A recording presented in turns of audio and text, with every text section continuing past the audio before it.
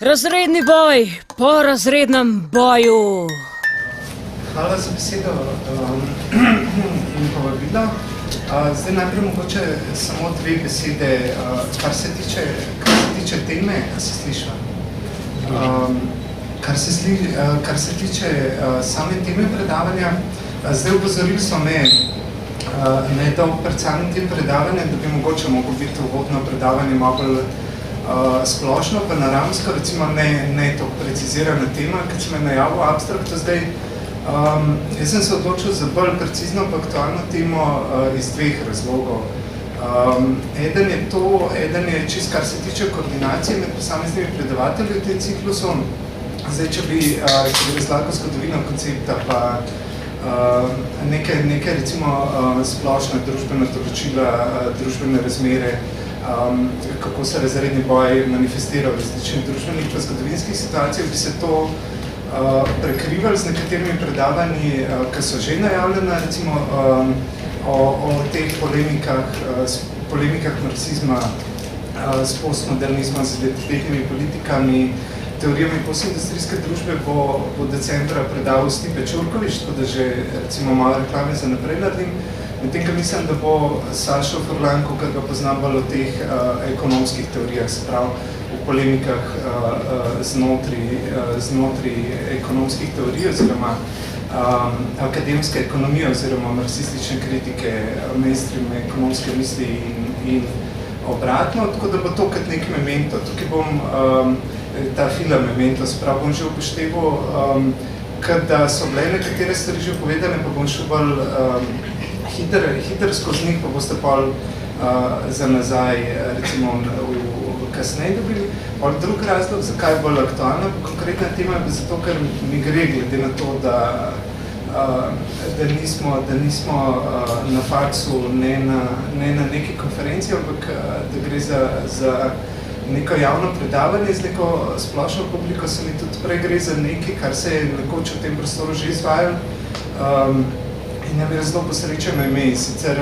intelektualna samoobramba. Se mi zdi, da če za kaj vreden, pa če vse te dolgočasne pa naporne ekonomske knjige brati, je lik zato, da lahko v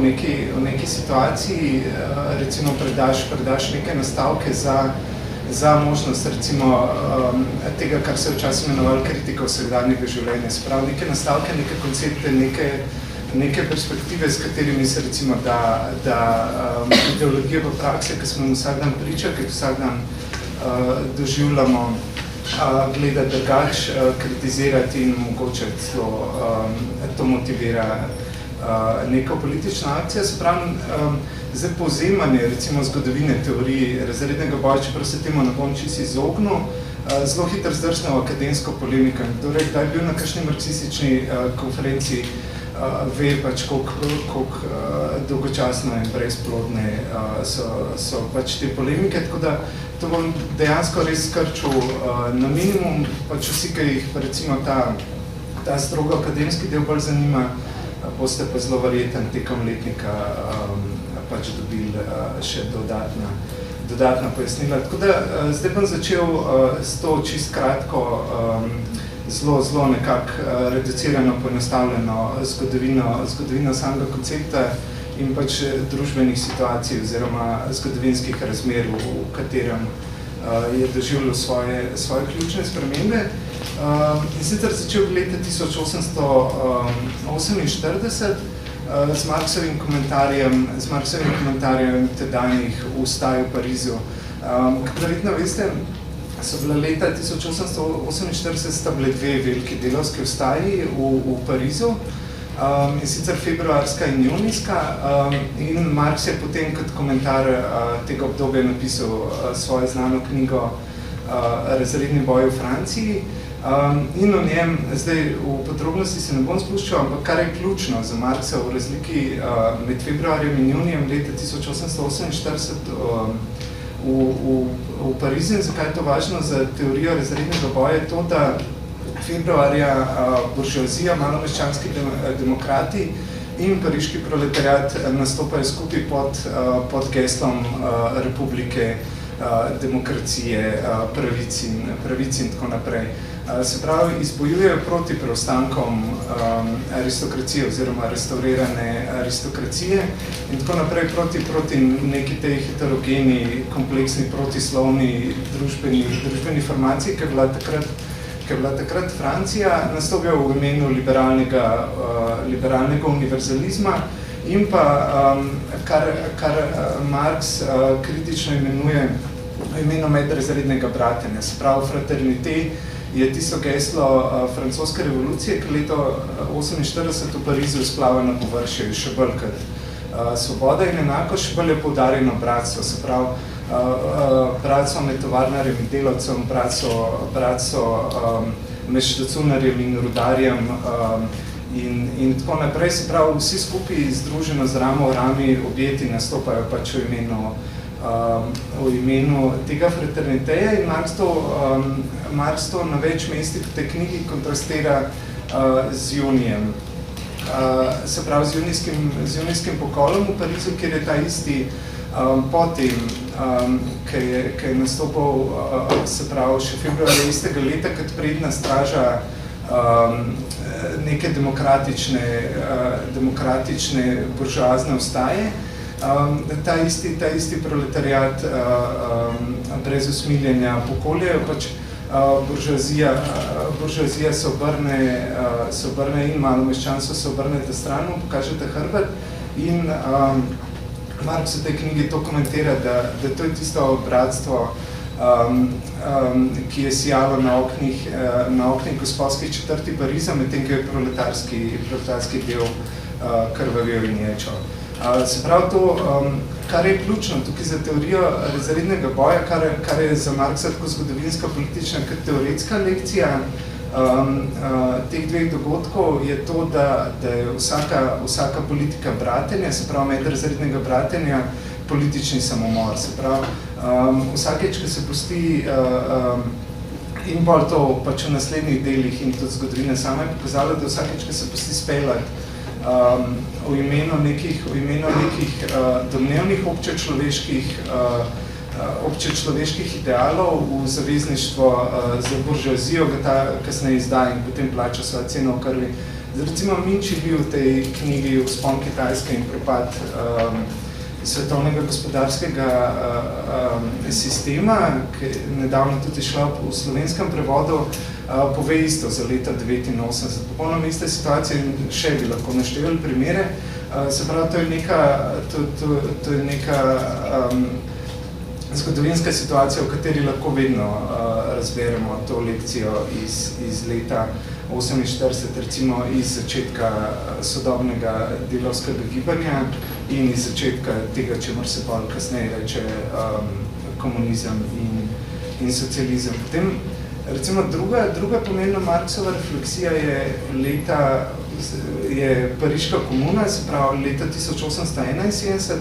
kjer piše, ta knjiga ima potem naslov Državljanska vojna v Franciji, v kateri opisuje Pariško komuno in opisuje izdajo na nacionalne buržoazije, ki je bila do pač same Pariške komune oziroma še med njo v vojni s Prusijo in na to sklenila začasno premirje oziroma se zelo na hitro popotala s Prusijo, zato da je imela čas krvavo zatreti lastno delavsko vstajo in še o pomoči pruske vojske. Se pravi, dve skregane buržoazije dveh držav vojni sta se, ker je prišlo do proletarske vstaje, po hitrem postopku pobotale in združenimi vojskami krvavo zatrle Pariško komuno. Se pravi, druga pomembna politična, zgodovinska in teoretska lekcija je, da recimo neka politika, ki temelji na razrednem boju, je nujno internacionalistična, ali kot piše Marx v državljanski vojni v Franciji, da buržoazije celega sveta so proti globalnemu proletariatu že složne. Se pravi, ne more uspeti nobena politika na nacionalni osnovi ali pa v okviru ene same države ali pa kogarkoli že definiramo to regijo. Mogoče to, kar se tiče naukov, klasikov iz 19. stoletja, mislim, da so to dva najpomembnejša momenta. En moment, ki bi ga še omenil, sega obdobje še pred 19. stoletjem, in zdi razredni boj, recimo kad ga formulirajo Marx in pač drugi komunisti iz 19. stoletja nadomesti koncept, ki je prej označeval osnovni družbeni antagonizem, ki smo rekli rasna vojna. V tem obstaja zelo dobra knjiga Foucaultjeva, ki je bila prevedena v angleščino pod naslovom Society Must Be Defended. Mislim, da par poglavij se ukvarja prav s tem, recimo za razvojem tega koncepta politik, administrativnih ukrepov, sprememb po pravnih režimih in tako naprej, ki so ga spremljali in celo njegovo, recimo, ideološko, moralno in tako naprej zgodovino. Se pravi, čist na kratko v 2 stavkih, rasna vojna označuje v Evropi srednjega, poznega srednjega veka neko ambivalentno razmerje pač med vladajočimi pa podrejenimi. Ker po eni strani je značilno za feudalizem, kjer je družbena dominacija subjektivna in odkrita, se pravi, aristokracija vlada neposredno in z nasiljem, se pravi, za razliko od kapitalizma, kjer je dominacija objektivna in ne potrebuje, razen pač v izjemnih primerov vstaj, revolucije in tako naprej, ne potrebuje izven ekonomskega nasilja.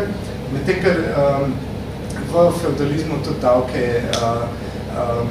pač pobirajo oboroženi ljudje in tako naprej. Se pravi, to čisto enostavljena rasna vojna tukaj pomeni, recimo v srednjeveškem evropskem imaginariju, to, kar Foucault imenuje pravico zavojevalca. Se pravi, neke pač predstave v zgodovini, pač to je zelo historičen diskurs, se pravi, neka zavest o zgodovini, kjer je recimo v primeru Francije so to Galci in Franki, pač Franki kot germansko pleme, ki je prišlo in zavojevalo prejšnje romanizirane Galce. In potem gre vedno to v 2 smeri. Recimo, aristokracija pravi, da so potomci Franko in se sklicuje na svojo pravico zavojevalca, da vlada, medtem, ko plebejci ali pa tlačani oziroma kmetje kakorkoli imajo sebe za Galce in se sklicujejo na svoje pradavne pravice tistega, ki je bil prej in tako naprej. In ta diskurs gre lahko pač v obe smeri. Lahko se uporablja za legitimacijo zatiranja in za, recimo, legitimacijo upora proti feudalni vladavini aristokracije. In kar je prelom, ki mislim, da ga ta moderni koncept razrednega boja, ki ga Marx upelje v 19. stoletju, ki ga pač unese v pojmovanje osnovnega družbenega antagonizma, je, da ta koncept rasne vojne, ker recimo Foucault se še posmehuje Marxu, on reče pač preimenoval je koncept rasne vojne, ampak je ostal na istem, še vedno pač je polarno razdeljena družba na 2 dela in tako naprej. Ampak kar jaz mislim, da Foucault te kritiki spregleda, da ali pa mogoče noče videti, zato ker je bil pač naklonjen kasneje identitetnim politikam identitet, seksualnosti, skrbi zase in vesta bla, je, da politizira identitetni koncept osnovnega družbenega antagonizma. Se pravi, rasa je fiksna identiteta, se pravi, rasa je nekaj, v kar se rodiš, kar nosiš v svoji krvi in iz česar ne moreš pobegati. Se pravi, gre recimo, kakršno koli politiko izvajamo iz koncepta rasne vojne, je to identitetna politika. Se pravi,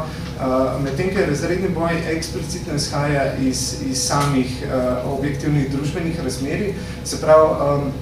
ne izhaja iz notranjih identitetnih lastnosti, nekih rasnih značilnosti, niti ne izgleda in tako naprej. Se pravi, kar potencialno in recimo te izkušnje leta 1948 so recimo zelo vidno vplivale na mladega Marxa iz pariških rokopisov, ki definira potem pravo univerzalnost v nasprotju z lažno liberalno buržujsko univerzalnostjo, ravno potem, da je to, da kad prvič to ni miselna akrobacija, se pravi, to vpliva pa tudi na teze o Feuerbachu in tako naprej, se pravi, neka univerzalistična politika ni delo filozofa, ampak predpostavlja politično akcijo in šele s proletarsko revolucijo se lahko neke ideje, neke politike in tudi neka družbena ureditev dejansko postanejo univerzalistične, medtem, ko so recimo, to je ta spis tudi mladega Marksa v židovskem vprašanju, medtem, ko je liberalna družbena ureditev, njena pravna ureditev in tudi njena filozofija še vedno samo na pol ali pa lažno univerzalistična. Sprav, kar naredi, to pač kot fusnoto, to ne bo pomemben za moje nadaljne izvajanje, ampak kar naredi uvedba tega modernega koncepta razrednega boja je, da dejansko omogoči neko, recimo s to danes modno besedo, univerzalistično, emancipatorno politiko. Potem še tretja stvar, na katero bi zdaj sem se zelo dolgo zadržal pri tem, kar sem rekel, da bom šel na hiter čez, ampak zdaj še ena stvar pri Marksu, ki je zelo važna, ker sicer v 18. Brumerju Ludvika Bonaparta piše, to se bo kasneje pokazalo, zakaj mi je važna, je vloga administracije in državnega aparata, ki ga že opazil v Franciji po letu 48. Sprav 18. Brumer prepoveduje obdobje od 48 do mislim, da 1080 seveda. In recimo v tem postustajniškem obdobju in obdobju recimo med temi ostajami leta 48 in Pariško komuno, kar Marx detektira je pospešen razvoj kapitalizma v Franciji in obenem povratek v neko bonapartistično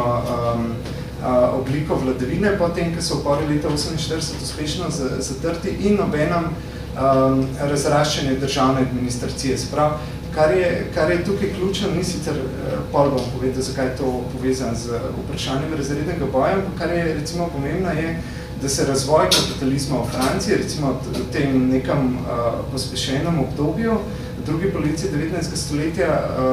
dogaja hkrati z razraščanjem državne administracije, administrativnega, birokratskega aparata in tako naprej. Vsaj eno stavko 18. Brumerju, ki se praktično bere, da bi bral Foucaulta, recimo o tem prepredanju, kapilarnosti, državni aparat je povsod in obenem se uvaja. Se pravi, že na samem tem prelomu, prehodu, recimo, iz feudalizma v kapitalizem je ena glavnih značilnosti to neko hitro in povsem ekscesivno razraščanje birokracije. Sprav, zdaj, če preskočam pol stoletja, pa ustavil bi se samo še na enem momentu iz, recimo, revolucionarne zgodovine Evrope, Spartakovski vstaj, neposredno po prvi svetovni vojni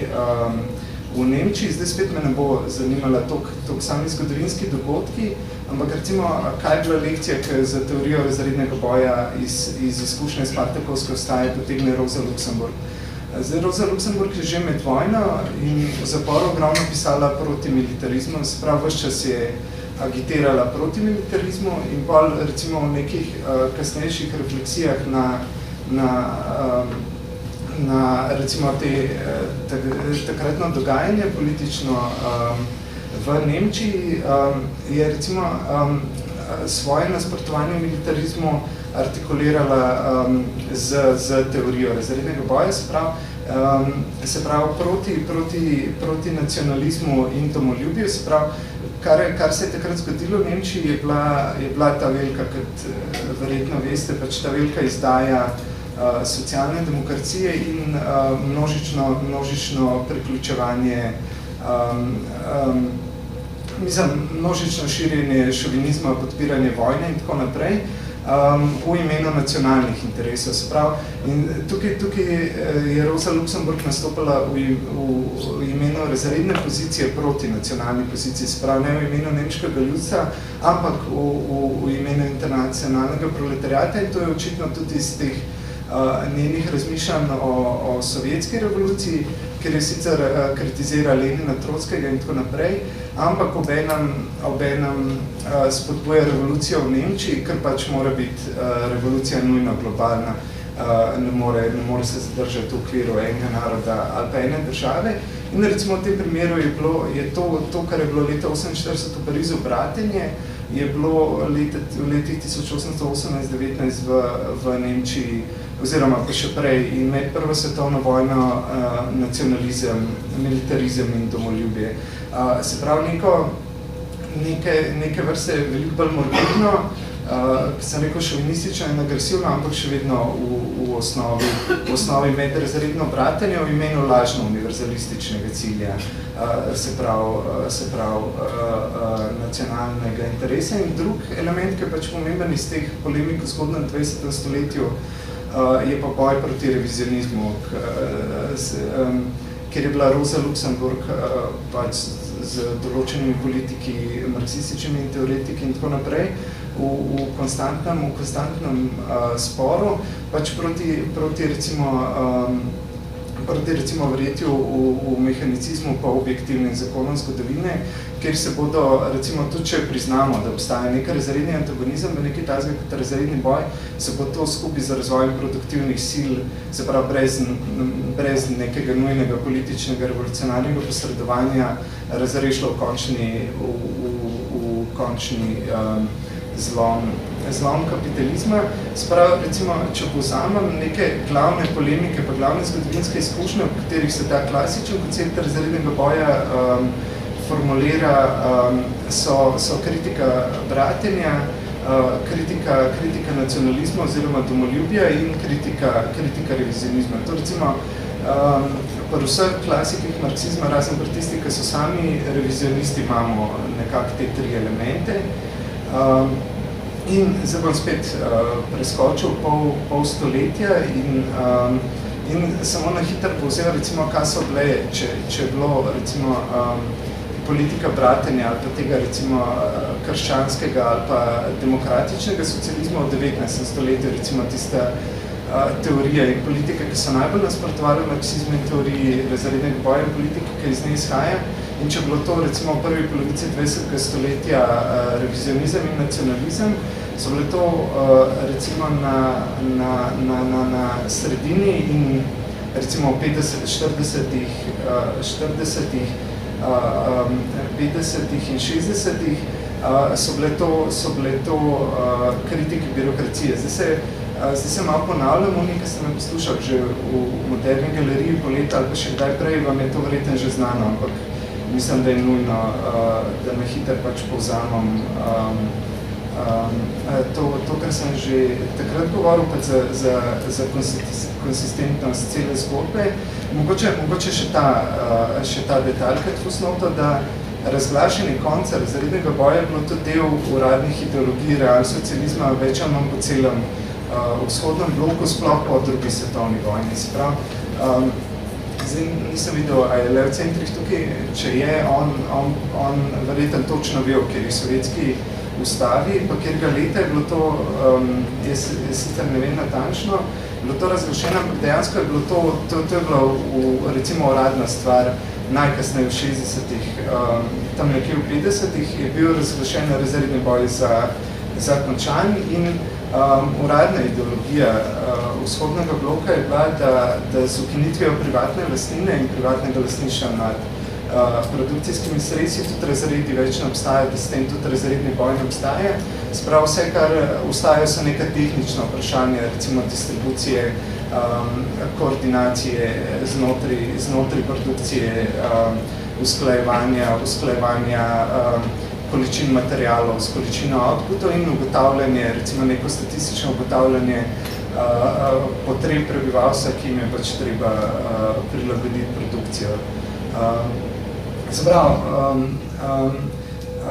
Tako da ni ta fusnota čisto zato, da vemo, da zavračanje razrednega boja pač ni bila samo stvar polemik na kapitalističnem zahodu, po recimo 1917 po oktobrski revoluciji, ampak je bila tudi del polemik na socialističnem vzhodu Evrope in celo recimo v nekem produktivnem obdobju, preden je večina disidentov postala liberalcev, je skupina poljskih marksistov napisala kritiko takratne uradne linije ali pa pravilne linije Poljske partije, ravno tako, da so se sklicevali na to, da razredni boj še obstaja. In recimo tudi večina marksističnega humanizma iz 50. in 60. štartala ravno to, da razredni boj v Sovjetski zvezi ni končan. Tukaj sam, če omenim par imen, recimo Raja Dunajevskaja je ena izmed najbolj znanih, mislim, ne bom se spuščal v detalje, ampak recimo njihova glavna poanta kritik realsocializma, tako političnih, kot kritik njihovih doktrin, teorij, ideologije bila, da razredi in razredni boj v realsocializmu še vedno obstajajo. Zdaj obstaja pa še nekaj, ki je pa pač zdaj končno prehajam k svoji temi, obstaja pa še neka kritika realsocializma, ker ni niti ta, recimo, sofisticiran, komunističen, heglovski marksizem, kot Raja Dunajevskaja, Sealer, James in njuni takratni sopotniki in deloma prihaja tako znotri od, recimo, oporečnikov znotri socializma,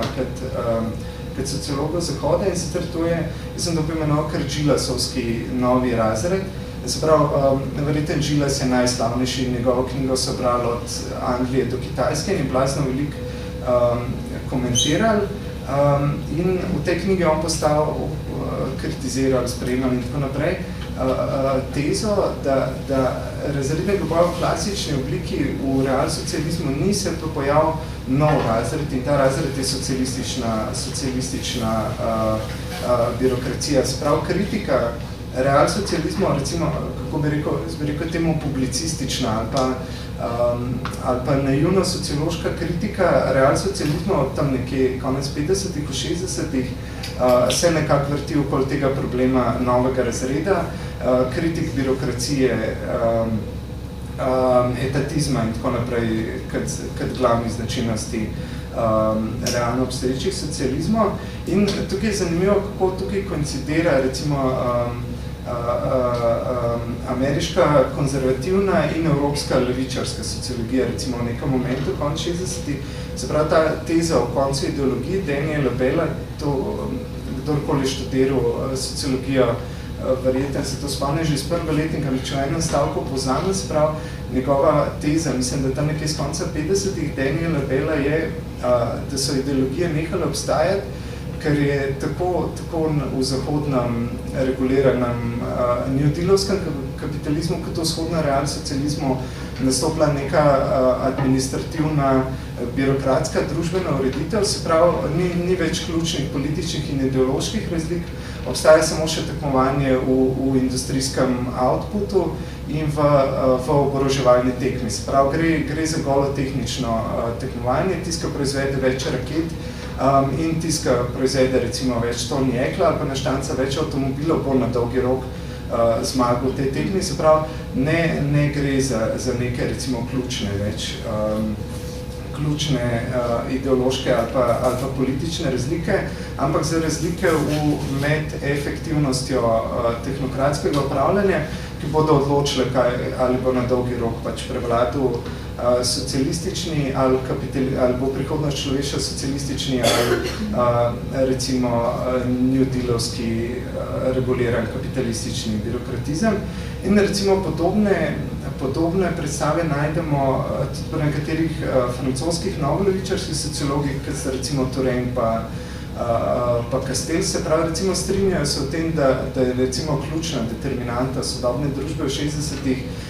birokratizem, vladavina tehnokracije, administrativna kontrola, tako naprej, neko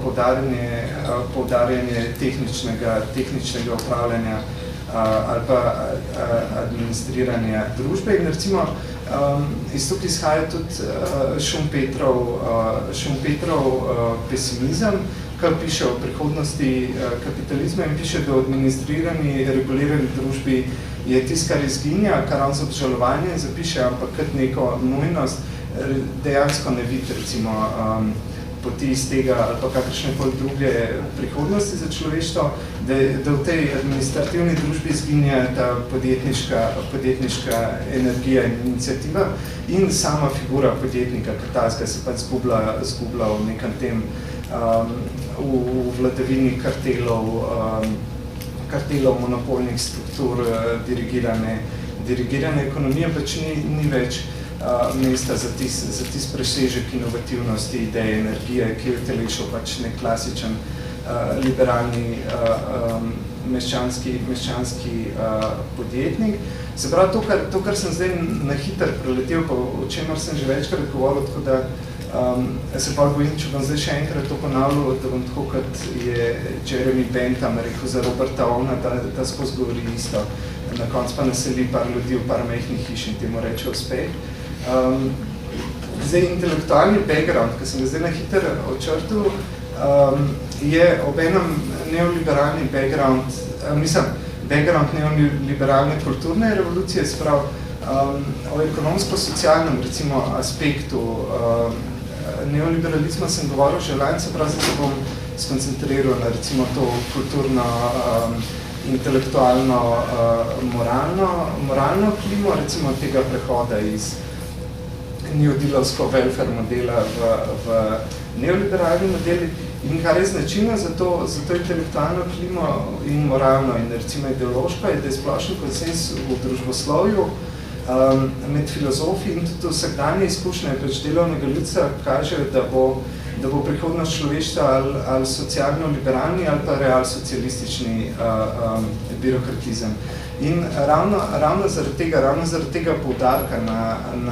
da je problem tehnično upravljanje samo, ne pa recimo neki antagonizmi ali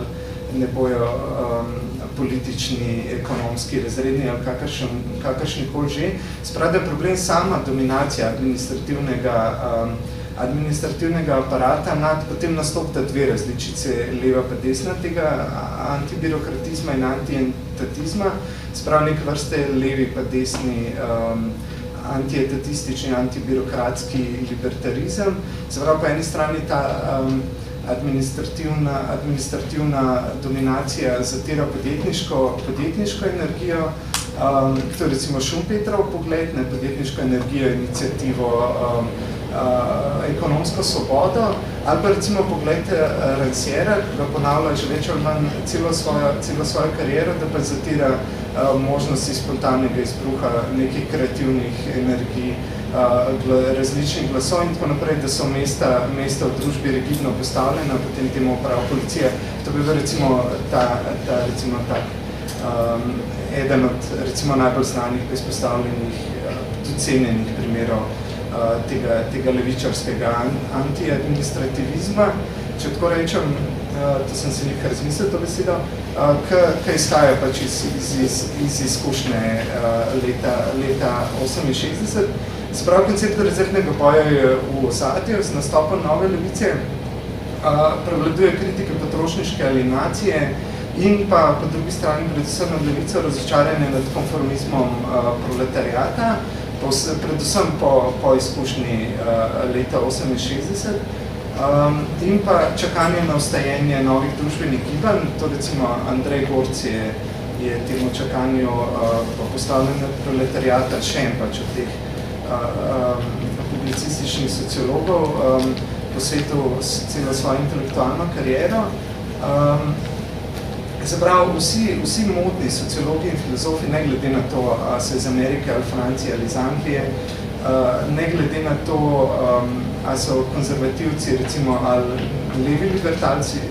ali pa nova levica, napadajo državo, birokracijo in pač ta dušeči primež administrativnega aparata in premesti se samo problemsko polje. Se pravi, problem ni več eksploatacija, ampak hierarhije, rigidnost družbene ureditve in sama, recimo, kar se ekonomskega polja tiče ali pa produkcijskega načina, regulirana produktivistična ekonomija ni več problem, ampak predpostavka, s kateri vsi stopajo. Se pravi, zdaj vprašanje za novo levico, recimo konc 60-ih pa 70-ih, ni več, kjer je ključen antagonizem znotraj te regulirane ekonomije pa administrativne države, ampak kako najdeti prostor za subverzivne seksualne identitete, ali jih omogoča, ali jih duši, kje se da, v katero razpoko družbeno se da uriniti, na kakšen način, s kakšnimi praksami, a se to da delati v gledališču ali s pisanjem pesmi. Recimo, to, da ta regulirana administrativna družba obstaja in da bo obstajala v nedogled, se jemlje kot predpostavka. Recimo, že so bolj sofisticirani teoretiki, kot recimo Horkheimer, predstavnik Frankfurtske šole, predvidevajo pesimistično, da ne bo več kriz in drugih objektivno-revolucionarnih situacij, da pač samo keynesijansko regulacijo, kapitalizem tudi ukinil samo možnost krize, se pravi, da se ne bo zlomil ne z revolucionarno akcijo, kar je pač pesimistična refleksija leta 68, ne sam po sebi, kar je bilo recimo predvidevanje teh mehanističnih revizionistov začeti s preloma med 19. in 20. stoletjem, o katerih sem prej govoril. Se pravi, recimo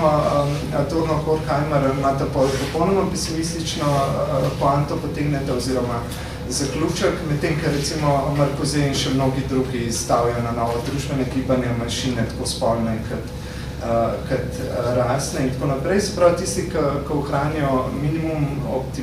optimizma, v 60. in 70. iščejo nove revolucionarne subjekte in politike, ki pač označujejo na različne načine, bolj ali manj posrečeno, ne vem, nova družbena gibanja, multitudo, radikalno in pluralno demokracijo, Laclau in Mouffe. In medtem, to recimo na levici, medtem, na desnici je tudi recimo medtem takrat to neoliberalno intelektualno gibanje dobiva svoj zagon, recimo v 60-ih s Čikaško šolo in tako naprej z migracijo teh ključnih evropskih neoliberalcev v Ameriki, kjer se začnejo družiti s Friedmanom, Beckerjem in drugimi predstavniki Čikaške šole v ekonomski teoriji. In so tudi različni pogledi. Neki so pesimistični, podobno kot Schumpeter, da sicer družba podjetniške svobode in iniciative je ok, ampak njeni časi so brezpogojno minili, pač prihodnost bo neka mešanca socializma in reguliranega kapitalizma in pa recimo nekateri bolj optimistični, ampak ključno je, da se na desnici v tem času, medtem, ko pač levica išče odrešenike v obliki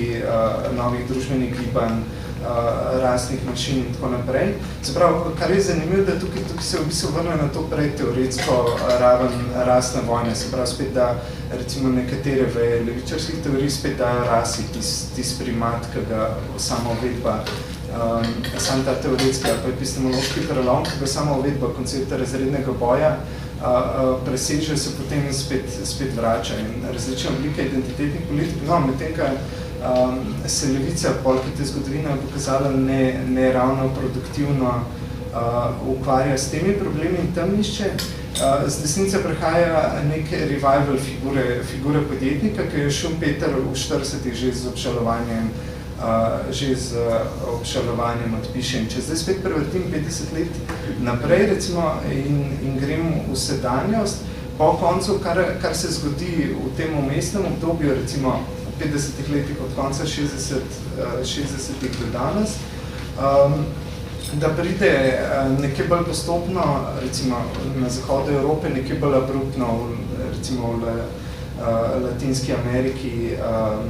ali pa recimo v Afriki, Indiji in tako naprej, recimo do konca oziroma do zloma tega modela keynezijanskega reguliranega kapitalizma in nobenem realsocializma. So neki desetletni zamiki po pomembne spremembe, ampak zdaj v tej najbolj splošni perspektivi, recimo, pač detektiramo, da so se te dva procesa zgodila in naenkrat cela zgodovina sama odpihne celo to podlago, na kateri so temeljile te teorije 60-ih in 70-ih o administrativni družbi, alienacijo, o tem, da ne bo več kriz in o tem, da ni več proletariata in tako naprej. Recimo sama recimo družbena stvarnost zadnjih 30 let še posebej, pač te teorije postavlja laž. In kar se zgodi, je, da sama nova družbena gibanja, multituda kreativci in drugi novi domnevno revolucionarni subjekti, ki se formirajo v 80-ih v boju proti cenzuri in rigidnemu in represivnemu državnemu aparatu in ki se njihove identitete in subjektivnosti formirajo kot pluralne in heterogene zmesi seksualnih, rasnih, kulturnih, jezikovnih in vseh mogočih določil, se naenkrat znajdejo v situaciji samostojnih kulturnih delavcev v temu, kar Marx v prvi knjigi Kapitala označuje, kar je bilo značilno za Anglijo v 19. stoletju in kar s tem posrečenim stavkom imenuje strahotna razpoložljivost delovne sile za spremenljive eksploatacijske potrebe, ki jih premetava sem pa tja, razmešča in tako naprej. Ko ne veš, kaj bo jutri, se pravi, neke veje gospodarske se pojavljajo, druge ugašajo, firme propadajo po tekočem traku, nikoli ne veš, kaj boš jutri, migriraš sem pa tja in tako dalje. Se pravi, doživijo neko ljudje, ki so recimo neki intelektualci, publicisti in tako naprej, ki so celo svojo kariero recimo gradili na kritiki administrativne družbe in na zanikanju obstoja razredov kot ekonomskega determinizma, poenostavljanja in tako naprej, se zauzemali za pluralnost identitet, se naenkrat znajdejo najbolj klasično možni kapitalistični situaciji, oziroma pa z drugimi besedami postanejo proletariat, ampak tega niso sposobni prepoznati, k čemer se bom pa še vrnil. Se pravi, koncept razrednega boja, pred katerim so se celo svoje življenje in karijere borili se in vrne kot najbolj elementarno družbeno dejstvo, se pravi, skozi fleksibilnost dela, delovnega časa, zaposlovanja in to recimo še zelo opazno, pa zelo intenzivno prizadane ravno inteligenco in kulturnike, ampak ni omejeno na njih, se pravi, v enako oziroma še veliko bolj težki situaciji, predvsem zato, ker nimajo akumuliranih recimo nekih privilegijev socialnih mrež in premoženja od prejšnjih generacij, se znajde celoten, sicer v domišljiji že večkrat odpisan, klasičen industrijski delavski razred. Prav, kar se zgodi se nezamisljivo. Regulirano je administrativno družbo, nadomesti fleksibilen režim akumulacije, ta koncept prevzemam po Davidu Harveyju, ki mu sledi še serija kriz, ki svoj vrh dosežejo v desetletju med 98 in 2009, se pravi med azijsko in to zadnjo globalno finančno krizo, se pravi, kad domine se podrejo vse teorije, na katerih so legitimnost gradile teorije politik, identitet, konca razrednega boja, konca proletariata. Zdaj ni treba vedeti več o teoretsko polemiko z njimi, ker jih najbolj enostavna, recimo vsakdanja izkušnja že recimo popolnoma vrže, ali pa recimo najbolj elementarno branje recimo dokumentacije, ki jih je Engels delal o položaju delavskega razreda v Angliji in tako naprej. Se pravi, če zdaj pogledamo, kaj je recimo kar mene bolj kot same ekonomske spremembe, tokrat zanima, kaj se spremeni v družbenem polju, predvsem na tej relaciji javni in zasebni sektor ali pa privatni sektor. Se pravi, če je tako za socializem, kot za socialne demokracije Zahoda ali pa Ameriko New Deala, značilen ogromen javni sektor, v katerem je večina industrije in javnih služb nacionalizirana in v katerem vlada administrativna dominacija rigidne družbene hierarhije in kjer je ključna družbena kritika, saj v zadnjem obdobju, recimo, te družbene ureditve, kritika birokratskega razreda ali pa tehnokracije, se kasneje, recimo od 80-ih naprej ali pa recimo v postsocialističnih državah od 90-ih naprej javni sektor progresivno krč in spremljate ga pa tako deindustrializacija ki je recimo v vzhodni Evropi še veliko bolj brutalna ali pa primerljiva z brutalnostjo, recimo deindustrializacijo v Angliji ali pa v temu v srednjem delu recimo Amerike, v Detroitu in tako naprej, recimo v primerjavi z Zahodno Evropo veliko bolj intenzivna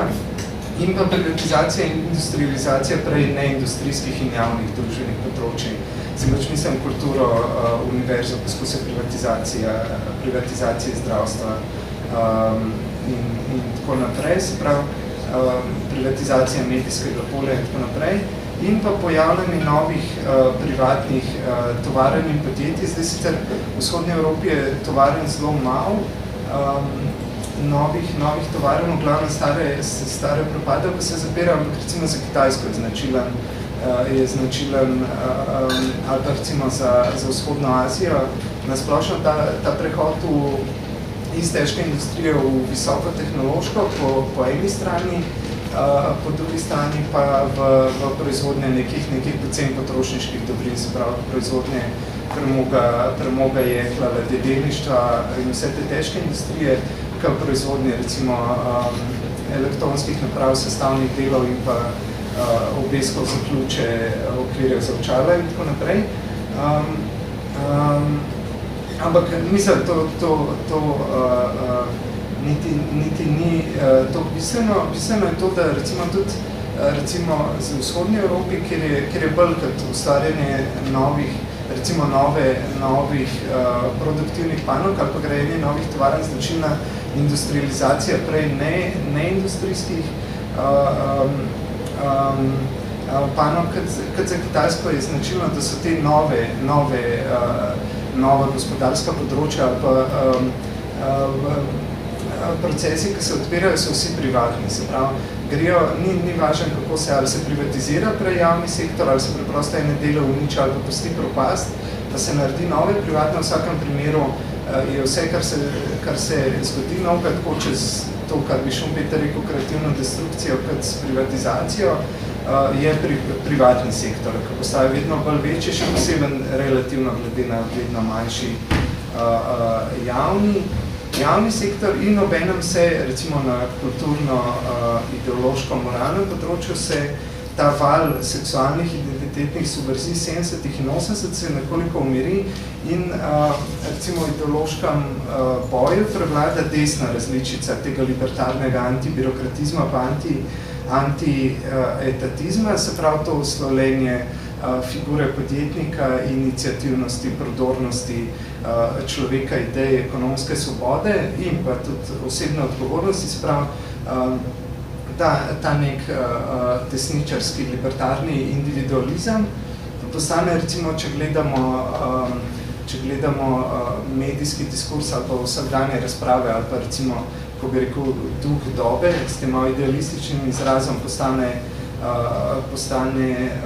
recimo prevladujoče posebej v recimo postsocialističnih državah in še posebej glede na to, koliko jim gre slabo. Se pravi, bolj jim gre slabo, bolj so navdušeni nad podjetništvom, pa več je neonacizma. To recimo, to sta dva ključna, recimo,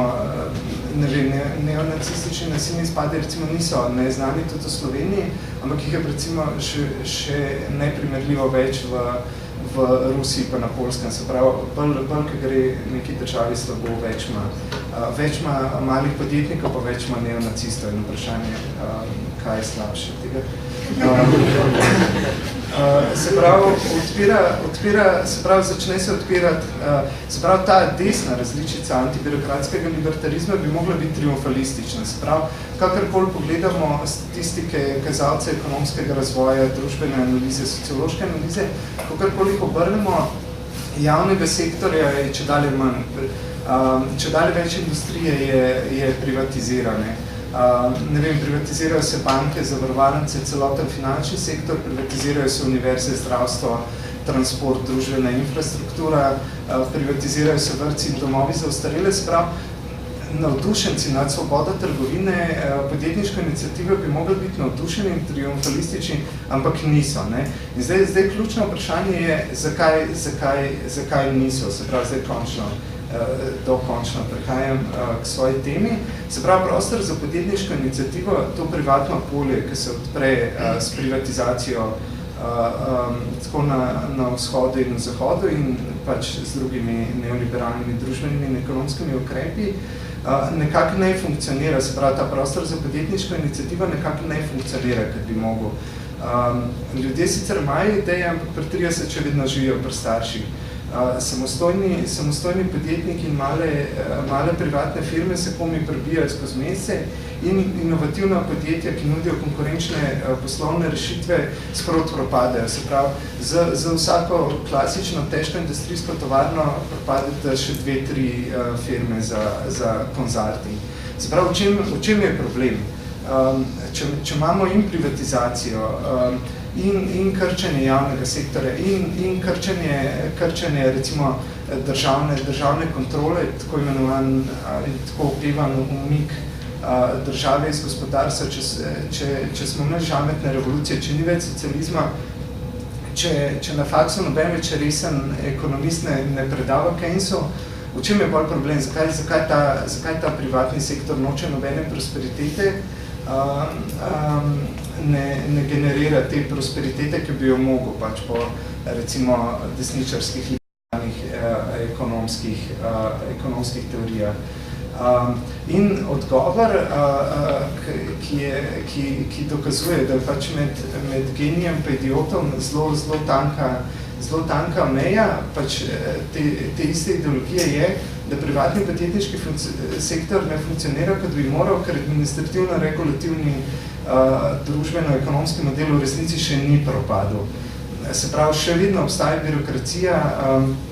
in prezapleteno in prenaporno je odpreti podjetje, lansirati inovativne produkte na trg, prodreti s svojimi idejami. Davki so še vedno previsoki in ne bi odvračali investicije in dušili podjetniško inicijativo. In obenem ostaje, čeprav se pač vse statistike in vse analize kažejo, da se javni sektor in njegov budžet vse krčta, že vsaj zadnjih 25 let, še vedno ne bi obstajal prepožrešen in neučinkovit javni sektor, ki odžira sredstva in prostor skromnim in učinkovitim podjetnikom. Se pravi, javni sektor kot celota v tej neki intelektualno-moralni ideološki situaciji postane bav, ki nadomešča prejšen resentiment, ki bi smeril le proti državnemu aparatu. Se pravi, recimo v situaciji realsocializma ali pa recimo tudi v situaciji, kaj pa vem, recimo tudi Anglija ali pa Francija, kjer je velika večina industrije, recimo pred neoliberalizmom 50-60, nacionalizirana v državni lasti, se recimo delavski resentiment pogosto ideološko artikulira kot spontani antietatizem. Spontani antietatizem, kar je recimo nekaj taki, še posebej zgodovinski situaciji realnega socializma še dokaj upravičeno, ker dejansko so v tej situaciji ljudje, ki so v partiji, obenem tudi na visokih državnih položajih in obenem tudi ne kot zasebniki, ampak pač kot država oziroma prek nje niso lastniki zasebni, ampak imajo nadzor nad ekonomijo, tovarnami, produkcijo in tako naprej. Se pravi, se do neke zelo pomembne mere se recimo, kateri empirični ljudje so na vrhu države in kateri so pač nadzorniki ekonomije, se do neke mere prekriva. Se pravi, je recimo, sicer ni zblazno teoretsko ali pa sociološko natančen, ampak je do neke mere upravičen, oziroma je ta iluzija je razumljiva in recimo ni recimo toliko, ne mistificira toliko ali pa ni toliko, recimo, kot ta, s katero se zdaj ukvarjam, toliko daljena od same družbene realnosti. Sprav, to je ta odgovor, to je ta podgovor podjetnikov, malih podjetnikov in njihovih zaposlenih, zakaj kljub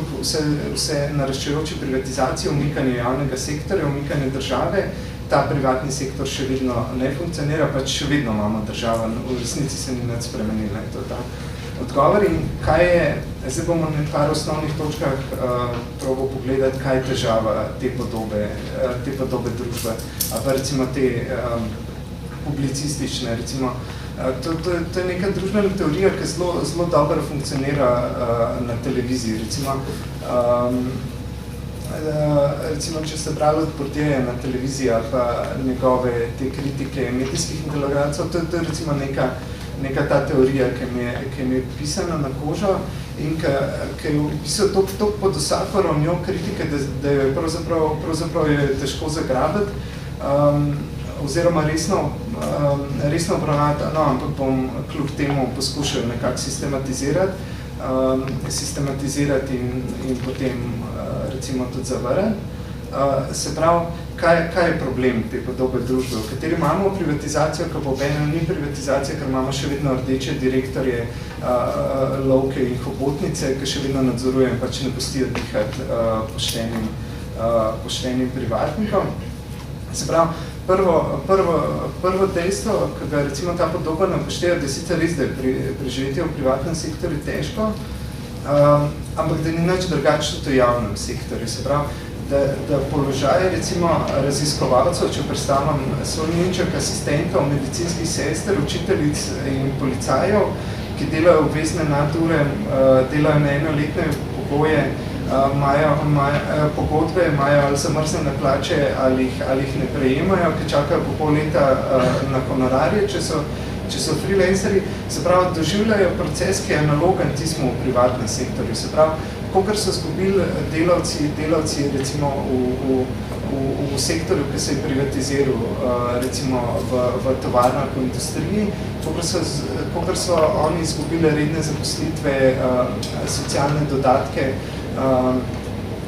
socialne pravice in tako naprej, isto so jih tudi recimo, kako bi rekel, nižji kader ali pa proletariat znotraj javnega sektorja. Oziroma v javnem sektorju je bilo to še toliko bolj boleče, pa toliko bolj sunkovito, ker je bil dejansko, če je kdaj obstajala razlika dejanska med delavci v javnem pa v privatnem sektorju, mislim v privatnem, v industrijskem, tako rekel pa v recimo kulturno-intelektualnem polju je ravno v socializmu, ker so delavci sicer imeli redne garantirane plače službe za celo življenje in tako naprej so imeli neka socialna stanovanja, ampak so še vedno crnčili, za razliko od profesorjev, umetnikov, novinarjev in arhitektov in tako naprej, ker je bila crnčenje pač izbira, ni bila pa nujnost. In recimo takrat je bilo življenje primerljivo recimo v nekih teh javnih uradih, če si bil pravnik, profesor in tako naprej, je bilo dejansko boljše, imel si večji prestiž in tako naprej, medtem ka zdaj ta razlika če dalje bolj izgine. Seveda še vedno obstaja, ampak rad bi poudaril, da velik faktor pri tem, da ta socialna razlika še vedno obstaja, je ravno to, da ljudje, ki so zdaj proletarci v kulturnem, intelektualnem, univerzitetnem, medijskem in tako naprej polju in gre neko boljše, čeprav so njihove plače primerljive s fizičnimi delavci ali industrijskimi delavci, oziroma pač njihove plače, njihove mizerni neredni honorarji, ampak imajo podedovana ali pa poceni kupljena stanovanja, socialne mreže, neka premoženja, neke firme ali vrednostne papirje ali karkoli, kar so dobili od prejšnje generacije, česar recimo industrijski ali pa bivši industrijski ali pa gradbeniški delavci ali pa tisti, ki so pleskarji pri privatniku ali pa avtomehanike, še posebej, če recimo niso etnično Slovenci ali pa so migranti nimajo. In to je ključna socialna razlika med tem, če gledamo samo zdajšnji trenutek brez teh akumuliranih socialnih ugodnosti in podedovanega premoženja in tako naprej, so razlike zelo majhne. Mislim, en zelo dober primer je bil, ki so ena od tekstilnih tovarn zapirali, se ne spomnim, je bila Mura ali kakšna druga, ki je prišla novinarka in je vprašala delavke, ki niso izplačali že ne vem koliko mesecev plač, koliko so pa bile te plače, če bi izplačala in je videla novinarka, da ta plača vse te industrijske delavke je večja, kot je njena poprečna mesečna plača. To je mogoče malo ekstremen primer, ampak mislim, s tem ekstremnim primerom hočem ilustrirati, kako sta ta dva procesa analogna. S tem, da v temu, kar se nekoč imenovali javni sektor ali pa recimo javno ali pa kulturno polje, ga po eni strani ga blokira ravno to, da ima to polje večji prestiž in tako naprej, da imajo ljudje v njemu boljše veze, boljše socialne mreže in tako naprej.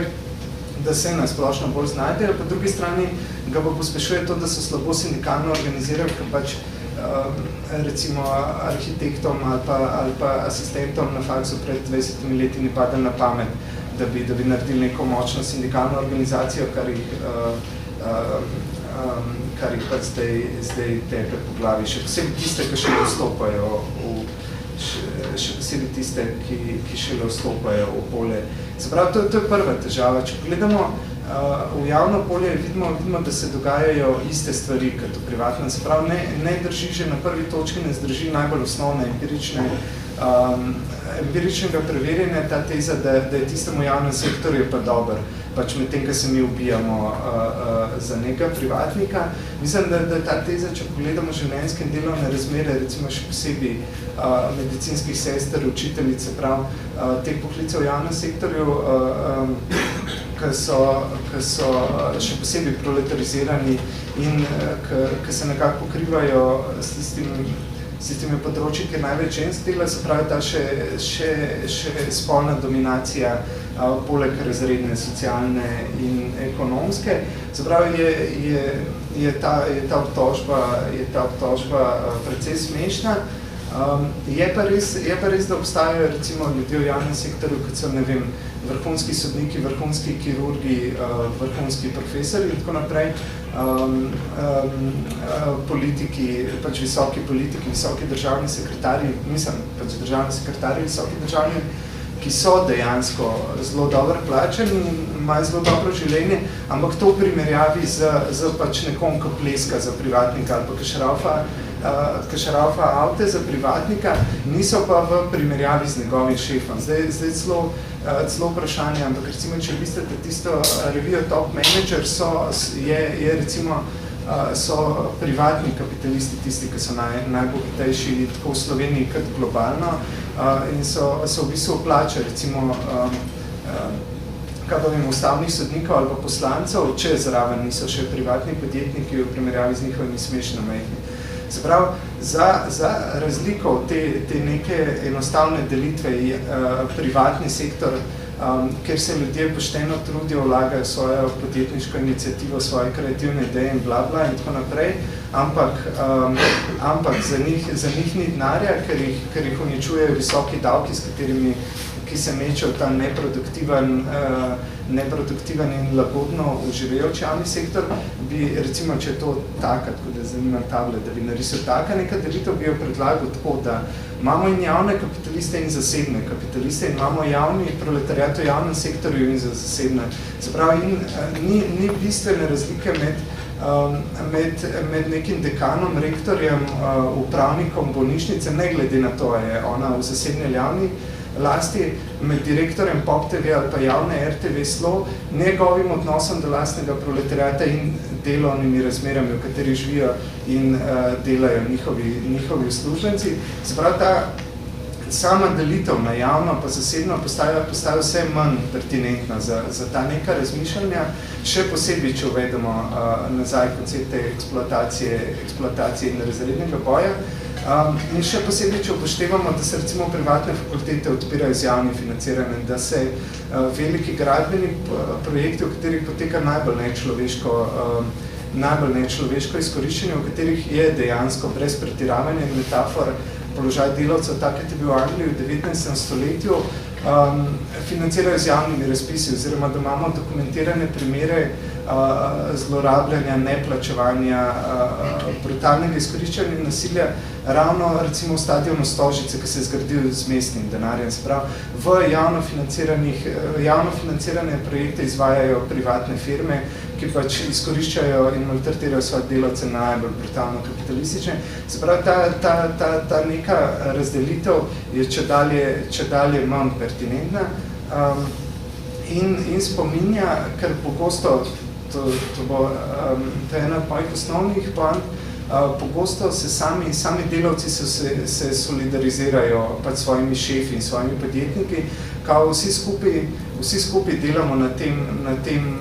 tem privatnem trgu, v sistemu svobodnega podjetništva, ki je sicer zajeban, ampak je pa fair. Isto je zajeban za vse in tudi moj šef, to da imam pač vilo pa Mercedesa, pa da jaz nimam nič, To pomeni, da je on uspel, pač, da je šel čez to neutralno tržno rešeto, da je prestal ta krvavi, ognjeni, kruti test svobodnega trga in če mu je uspel, to dokazuje nesporno, da je on bolj talentiran in sposoben od mene. Zapravo, prihaja do te solidarizacije ali pa tega, bi rekel, neoliberalnega, spontanega bratenja z lastnimi podjetniki proti tistim. Ker kaj je ključni očitek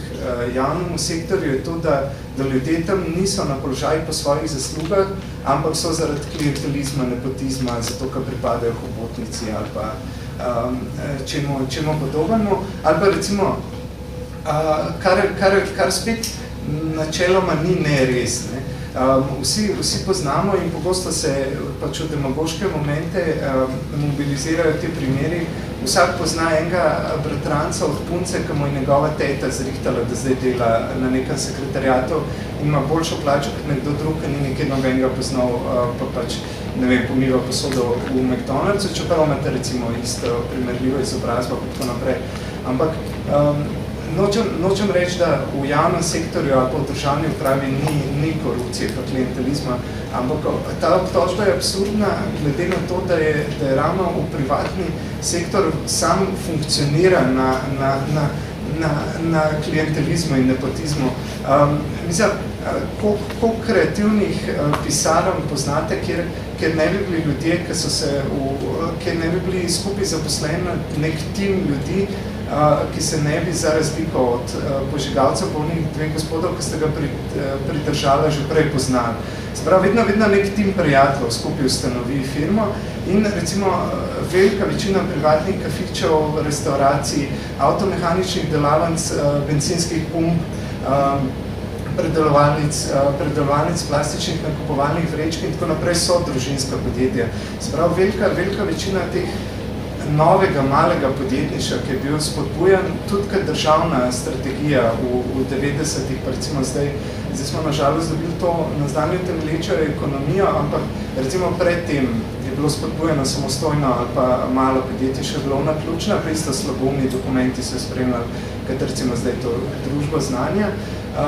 In je bilo recimo to poudarjeno in velika večina teh malih firmic so bile družinske ali pa prijateljske firme. Sprav neki ljudje, ki so se poznali na faksu, so neki, ki so skupaj študirali arhitekturo, so skupaj naredili arhitekturno pisarno. Neki, ki so skupaj študirali dizajn, so neko za celostno podobo in pa so še enega svojega kolega z komunikologije, da je pa še za PR in tako naprej. Ali pa so rekli, a se spomniš unga, ne bom preveč težil s temi anekdotami, ampak klientelizem je osnovni princip funkcioniranja malega privatnega podjetništva in nepotizem. Sprav, vse se začne in konča pri prijateljih in družini. Zdaj, z te pozicije očitati javnemu sektorju, da je pa tam za razliko od meritokratskega, neutralnega, privatnega sektorja, klientelizem in nepotizem je popolna neumnost. Se pravi, če upoštevamo recimo ta moja dva ogovora, ki niti ni treba posebne teoretske sofisticiranosti za njih, ampak je dovolj pač opazovanje najbolj elementarnih družbenih dejstev, spet vidimo, da nimamo več razlike, da nimamo razlike na javni pa zasebni sektor ali pa razlike na Francijo pa Prusijo, ampak imamo zelo enostavno spet razdelitev na dva razreda. In eni se spet če dalje bolj koincidirajo ali pa se približujejo tistmu, kar se je včasih imenoval buržoazija. Se pravi, nekaj, kar je nek razred, ki je doživel sicer zelo pomembne modifikacije in transformacije v času socializma, ampak če dalje bolj postaja klasičen. In po drugi strani, nek ta middle class, ki je preživel tranzicijo, se vedno bolj proletarizira. Se pravi, imamo spet to najbolj klasično razredno proletarizacijo in čisto preprosto imamo spet razredni boj. Sprav, to bi bila recimo moja zavrnitev tega resentimenta proti javnemu sektorju in pa recimo sploh tega sovraštva. Zaradi tega se mi zdi ta tema tudi toliko aktualna, da sem šel bolj v luči tega spreminjati tudi samo temo predavanja, ker recimo cele dneve, takrat v prvih dneh stavke, cele dneve so po radiju recimo klicali ljudje, internet je bil poln recimo tudi ne bi bil recimo levičarska Marija, revija Mladina je objavljala članke, kjer je ena novinarka označila zahtevo pač po višjih plačah v javnem sektorju kot terorizem, kot neke vrste, kako bi rekel, ne vem, kako je že bilo, stavkovni terorizem, se pravi, na dveh vsta resentiment se je zlival in bil je zelo tako strupen, tudi zelo morbiden, ampak kar je še zadnje vprašanje, ki si ga bom danes zastavil, je, zakaj ta protijavni resentiment tako ustrajen. Se pravi, recimo, če sem zdaj opisal njegovo splošna ideološko-moralna določila, pa recimo v tistem prvem delu splošen intelektualno-moralni background, ki ga recimo omogoča, da se pojavi v neki specifični zgodovinski situaciji,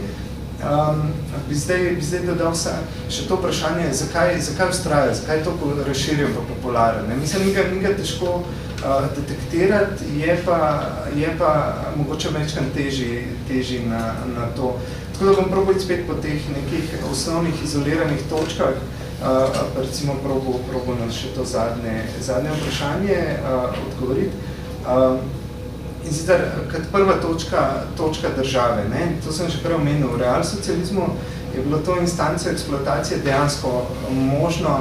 dokaj legitimno, a pa relativno legitimno poistovetiti z državo. Sprav, partija, državna uprava, nadzor nad produkcijo so približeni isti ljudje, iste organizacije in tako naprej, isti krogi, iste mreže,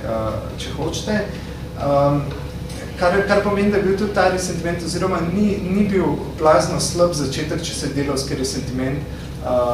artikuliral kot antietatizem. Se pravi, dal se ga je pač z malo vnašanja klasičnega zavesti od zunaj, recimo spraviti v pravo smer. Medtem, ko s privatizacijo to samo enačenje odpade in sam način ekonomske dominacije postane na en način bolj očiten pa enostavnejši, se pravi, spet klasična eksploatacija brez recimo tiste tamponske cone srednjega razreda, brez privilegijev ali pa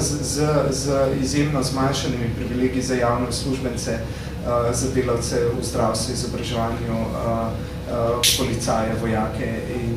tako naprej. Se pravi, po eni strani postane enostavnejša, po drugi strani pa bolj razpršena. Imamo pa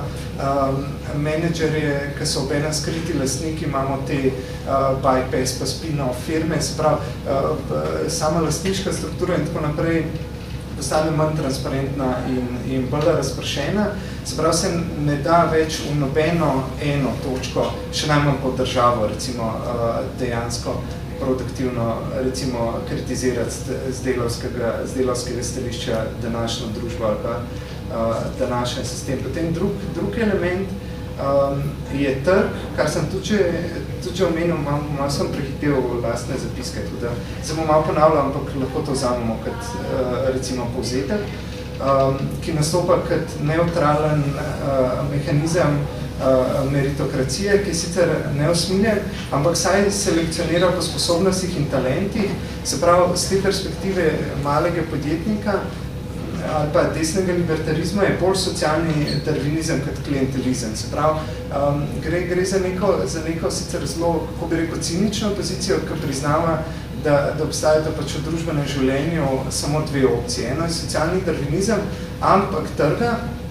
ki pa poteka po neutralnih kriterijih sposobnosti in talentov, drugo je pa klientelizem, ki poteka pač po vezah, poznanstvih, osebni naklonjenosti, skozi podkupnine in tako naprej. In tukaj se socialni darwinizem trga pokaže kot nekaj, kar je recimo manj slabo, ali pa če že isto slabo, je pa saj fair. In medtem, pač moja zavrnitev je bila, da današnja korupcija in klientelizem sta nujni sestavni del realno obstoječega kapitalizma. In recimo en dokaz je že to, da je sam empirično, kot kažejo tako raziskave, kot recimo kad recimo to razraščanje korupcije in poročila vedno nove afere, korupcije, škandali in tako naprej, in ki so že recimo v Sloveniji, ki gre relativno dobro, zelo prisotne, medtem, ko so recimo v Rusiji, na Kitajskem in tako naprej popolnoma je sta korupcija in klientelizem popolnoma eksplodirala in to še posebej v javnem sektorju oziroma še posebej v teh tako imenovanih javno-zasebnih partnerstvih. Sprav, kjer je največ korupcije, kjer je največ sumljivih poslov, prikrivanja pranja denarja in tudi najbolj brutalno izkoriščenje, posebej kar se tiče gradbeniških in urbanističnih projektov, so ravno javno-zasebna partnerstva. Sprav, ni en sektor, ki bi bil bolj koruptiven ali pa klientelističen kot drug. Največ korupcije pa klientelizma je tam, kjer si podata roki. Potem tretji element, recimo, so davki, kjer pride do ideološke premestitve točke eksploatacije, ker če je problem država oziroma državna uprava, če je tist, ki nas tlači in izkorišča država oziroma javni sektor, recimo malo širše, čeprav se to recimo v teh demagoških diskurzih se več ali manj prekriva oziroma se uporablja kot sopomenka, potem ne gre več za presežno vrednost, prav ta Marksov koncept, ki označuje količino vrednosti, ki je delavc v delovnem času preseže ustvar nad količino, ki je potrebna za reprodukcijo njegove delovne sile oziroma ki je vsebovano v njegovi plači. Se pravi, tist presežek, ki gre kapitalistom najosnovnejši razlagi, na mesto tega koncepta zastopijo davki, ker davki so tist presežek, ki ga država pobere in ga potem porabi za luksus, ne vem, za nakup Falcona ali pa za luksus pač javnih uslužbencev v javni upravi. In recimo to je tudi potem neka razlog ali pa legitimacija, zakaj se delavci pustijo zvabiti v bratenje s svojimi privatnimi podjetniki, ker davki nastopajo kot recimo tista gesta, ki ukrade obema, se pravi tako podjetniku kot delavcu. Se pravi, podjetju kot celoti se odtegne ena vsota in potem privatnik seveda reče, sej jaz bi ti plačal, ampak lej davki, prišla je država, in potem oba dva skupaj, potem se pač malo objameta in sovražta državo. In na podlagi je pa seveda popolnoma nebolozna trditev, da če ne bilo davka ali pa bi bili davki nižji, da bi bile plače delavcev više, kar lahko zelo hitro vidimo, če si preberemo kakršnokoli poročilo, član, sociološko analizo, iz katerihkoli držav, ki veljajo za davčne oaze ali pa ki privabljajo investicije z nižjimi davki, recimo, če pogledamo stanje industrije in storitvah v Maleziji, Dominikanski republiki, na Tajvanu, v Hongkongu, na Filipinih, ali pa recimo v kakšnih afriških ali pa otoških davčnih oazah vidimo, da plače ne zrastejo.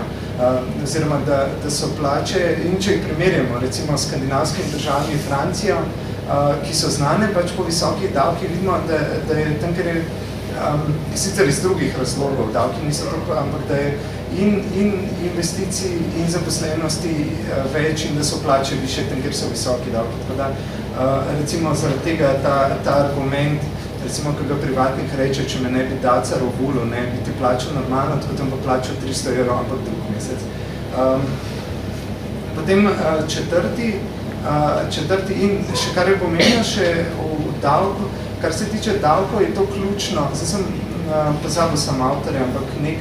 marksist drugače piše tudi znanstveno-fantastične romane, zdaj nisem se pripravil, zdaj mi je na pamet padel slučajno, ampak recimo on je tudi pisal o tem argumentu o davkih, recimo, ki se vleče vse že od Hayeka dalje, med recimo to desno libertarno intelektualno skupnostjo in je rekel,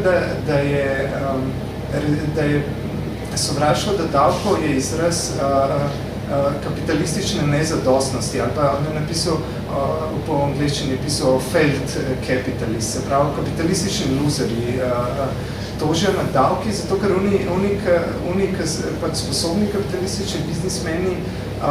kad prvo sodeluje z državo, sodelujejo javno-zasebnih partnerstvih, se prijavljajo na razpise, imajo pa zelo dobre prijatelje med javnimi kapitalisti in po drugi strani pač najamejo davčne hudinje, ki pač prenakazujejo, prekanalizirajo, operajo ta denar, tako da na koncu v bistvu čisto iz te kapitalistične računice dobro odnesejo. Nek del denarja gre državi, ampak še vedno minimalen, zato ker so spretni in kreativni računovodje in pa za ta denar dobijo vso mogočo asistenco državnih uradnikov in tako naprej. Se pravi, kdor se na davki čiskati fusnota, so ponovati luzeri oziroma slabi ali pa recimo propadajoči ali pa že propadli mali podjetniki, ki ne gre niti po kapitalističnih standardih preveč dober. Se pravi, tisti, ki je ta socialni darvinizem trga nekako izvrgel v pohodu, ponovati bolj zelo radi za to obtožijo davke, kar pa nikakor ni pač, kot sem probal pokazati, argument, zakaj delavci ne bi marali davkov. Oziroma, lahko ne marajo države pač iz različnih, bolj ali manj legitimnih pozicij, ampak recimo v neki konkretni situaciji ne vidim razloga, zakaj ne bi marali davkov, medtem ko je očitno, zakaj pač nesposobni podjetniki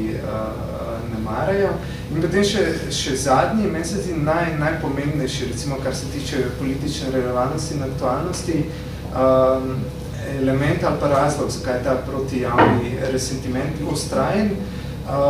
je nekaj, kar je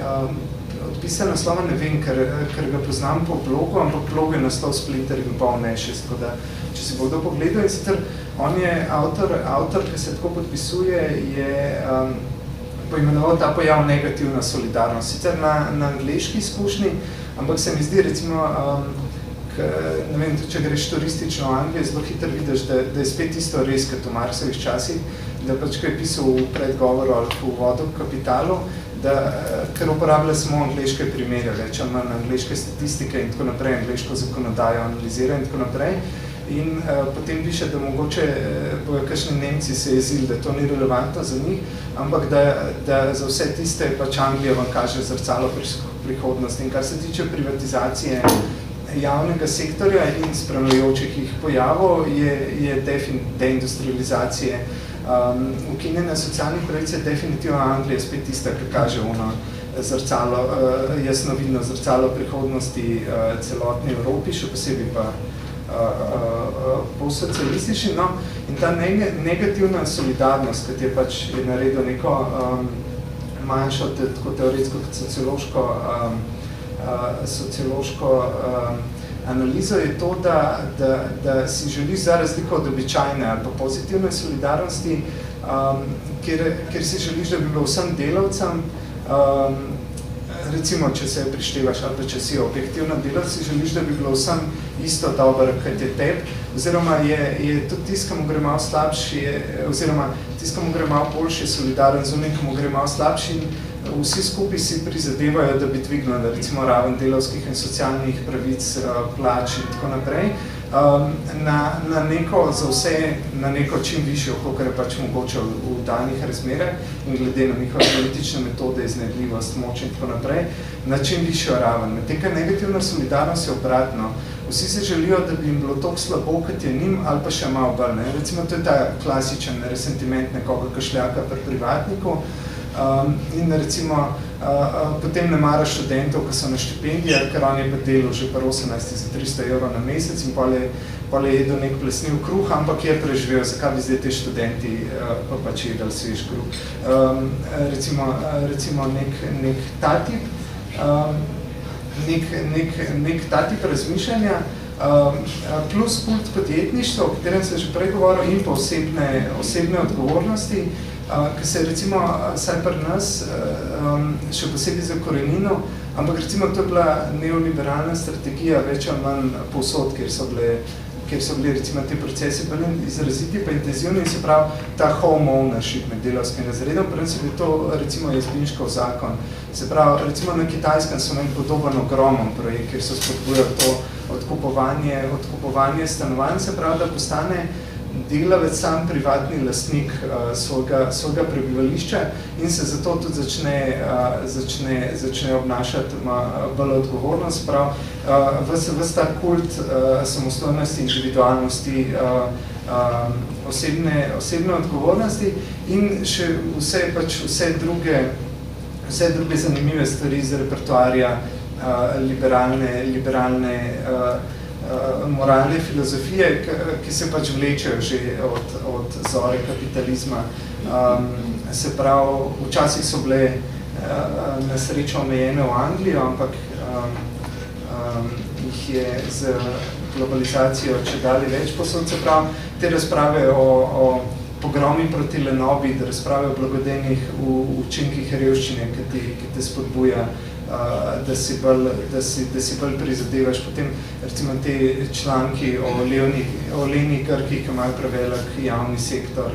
Pa po drugi strani pa ta morbidni kult revščine in odrekanja in žrtvovanja in podobnih pač morbidnosti, mazohizem, ki gre skupaj s tem socialnim darwinizmom trga in pa ta, kar sem že enkrat imenoval, štokholmski sindrom delavca, se pravi, ki ima naenkrat, tako kot imajo Italci, vzljubijo svojega ugrabitelja, marati svojega šefa, ne kljub temu, da ga ne plačuje pa maltretira, ampak ravno zaradi tega, ker vidi, da je taf, ker vidi, da na tak način se uveljavil pač v svetu, neizprost na svetu privatnega podjetništva in tako se pač dela in tako pač je, za razliko od hčerke, od prijatelja, ki se jo povzel v neko pisarno, čeprav se ni nikoli na nobenega drla, pa nobenega pretepla, pa nobenemu ni odtegovala zasluženega denarja. In kar bi, zdaj čist za sklep, kar bi recimo ponudil kot recimo nasprotje temu tipu razmišljanja, jaz sem za naš njegovo najbolj ekstremno versijo prikazal, ampak recimo v takšnih ali pa drugačnih oblikah, v bolj ali manj smeri, recimo eden redkih sploh, ko sem spremljal časopise posebej v tej stavki v javnem sektorju, eden redkih inteligentnih prispevkov je bil intervju s Hanškom v Mladini, tako da, če sem nekaj kritiziral, dobro, je bil saj en dober tekst na to temo, če že niso eksplicitno nekje na to vižo ali pa na pol, recimo v soglasju s tem so pa vsaj zmedeni, pa še vidno, kako bi rekel, cela generacija sociologov, ki so se ukvarjali z novimi družbenimi gibanji pa marginalnimi skupinami, cela generacija filozofov, ki so se ukvarjali z premeščanjem tega osnovnega razrednega antagonizma na te ali pa one plati, ki so pač z navdušenjem brali Klaupa Mufa, recimo tem je Slobodan Karamanič par let nazaj tukaj predaval, je pa popolnoma neusposobljen recimo za recimo neke take analize, tako da jaz bi zato, kar se mi zdi pač to predvsej pomembno, bi pač predlagal čisto enostavno, recimo poleg tega, da se remobilizira koncept razrednega boja, za katerega sem pač hopefully pokazal, da je koristen, da neke te predstave razbije in da lahko služi pač v procesu intelektualne samoobrambe, bi še predlagal pač neko, kako bi rekel, ponovno izumljanje ali pa revitalizacijo koncepta solidarnosti, se pravi, ker danes imamo spet vse tiste tri elemente, ki se mi, če se spomnite, čisto na začetku naštel. Se pravi, vse tiste, recimo, zanikanja razrednega boja, se pravi, imamo spet nacionalizem, se pravi, prihajajo ali Bosanci tle, ali Pakistanci v Indiji, ali Mehičani v Ameriki in nam kradejo službe, ne, se pravi, imamo bratenje, se pravi, podjetniki oziroma privatni kapitalisti so naši zavezniki na trgu, so samo bolj sposobni in talentirani od nas, zato so povsem upravičeno na višjih položajih in tako naprej. in imamo tudi revizionizem, to, kar se je imenovalo v marksistični tradiciji, revizionizem, sprav vse te zgodbe, da ni več razredov, da so samo identitete in da je posledično politika, ki bi temeljila na ekspropriaciji ali pa nacionalizaciji, bi bila nasilje nad življenjskim slogom in osebno svobodo izražanja podjetniške iniciative v kapitalističnem razredu. Mislim, to se mogoče sliši smešeno, ampak obstaja nek zelo dober članek, ki sem se ga spet ravno zdaj spomnil, da nimam zapisan avtorja, ampak na tem Slobodni filozofski blogu je objavljen, kjer en ekonomist analizira potek politik identitet v ZDA od 70-ih do danes in da vidi, kako je ta celebrate diversity, pa vsa ta sranja ne samo, da so postala povsem kompatibilna v tem času z uradnimi ideologijami, tako demokratov kot republikancev z medijskim diskurzom in tako naprej, da so se popolnoma sinhronizirala z neoliberalnimi ideologijami, ampak kako recimo tudi med recimo ljudmi, ki si prizadevajo za priznanje nekih queer ali pa neortodoksnih seksualnih identitet, za pravice rasnih manjšin in tako naprej. Po drugi strani zastanejo pred problemom ekonomske neenakosti, ker je to za njih samo še en diversity. Se pravi, sicer je izbral ekstremen primer, ampak to blokado, recimo to blokado, ker ta celebrate diversity ideologija proizvaja, se pravi, zastaneš, ker če spoštujemo to, da ima nekdo lahko nakotrane lase, medtem, ko ima nekdo drug ravne, če to, da ima nekdo velik nos, nek mehen nos in če nam je to pomembno, pa za kultivacijo lastnih identitet, zakaj bi nekomu delal nasilje, če imamo več denarja od nas, ne? Se pravi, tukaj se zlom, recimo ta nek levi liberalizem, recimo ta revizionizem kulturnih študij in tako da, kar bi jaz predlagal, bi bila čisto enostavno, mislim pa tudi v luči tega, kar sem predlagal danes, bi bila prehodna solidarnost na razredni osnovi, se pravi, da se opusti to mejo javno-zasebno, ki nima, mislim, dejansko za nekoga, ki se ukvarja z recimo tem nekim antropološkim, ali pa tudi čist za nekoga, ki se ali dela sam, recimo, je v nekem proletarskem ali pa proletariziranem poklicu, in tudi recimo za nekoga, ki se politično s tem ukvarja kot aktivist, agitator in tako naprej, je popolnoma jasno po par obiskih, da res ta meja se počasi ukinja, oziroma da je že nekaj časa več ali manj iluzorna, oziroma da tudi kakor še obstaja ni tista, ki je najbolj pertinentna, iz katere moramo izhajati, ampak, ker še vedno recimo velik del ljudstva izhaja iz nje, zato je bila tak medijska kampanja in tudi ta ljudski resentiment proti stavki v javnem sektorju. Se pravi, čisto enostavno predlagam pozitivno solidarnost, se pravi, da bi tisti v privatnem sektorju, pač v luči, mogoče bo to pač nek skromen prispevek, ker recimo za argumentacijo tega, zakaj mora biti tako, pa zakaj je to politično pravilno, naslednjič, tudi če imajo recimo neke pleskarje nižje plače, kot neki na državnem statističnem uradu ali pa v zdravstvenem domu, da bojo kljub temu si skupaj prizadevali ali pa da bojo recimo stavkali v solidarnosti skupaj, kar je možno samo, če se premaknemo solidarnost na razredno osnovo. Hvala.